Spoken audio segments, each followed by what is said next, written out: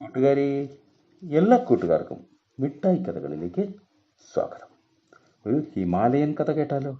കഥയുടെ പേര് കുരങ്ങനും വാനമ്പാടിയും. അവതരിപ്പിക്കുന്നത് മനോജ് കുമാർ പുളയ്ക്കൽ.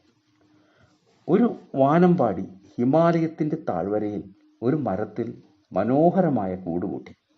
മഴയും വെയിലും അധികം ആക്രമിക്കാത്ത നല്ല ചേലൊത്ത കൂട്.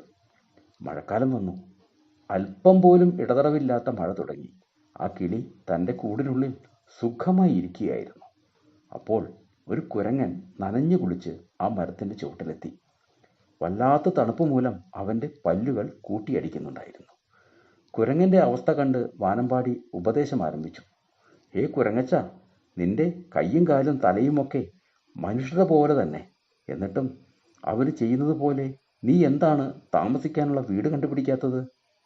ഇത് കേട്ട കുരങ്ങൻ ദയനീയമായി മറുപടി പറഞ്ഞു. "ഞാൻ എന്തു പറയാനാണ്? എൻ്റെ കൈയും കാലും മുഖവും മാത്രമേ മനുഷ്യരുടെ പോലെയുള്ളൂ. മനുഷ്യർക്ക് ദൈവം കൊടുത്ത ഒരു വരം മാത്രം എനിക്ക് കിട്ടിയിട്ടില്ല. അതിൻ്റെ പേരാണ് ബുദ്ധി. ആ കുറവ് കൊണ്ടാണ് നീ പറഞ്ഞ കുഴപ്പങ്ങളെല്ലാം ഉണ്ടായത്."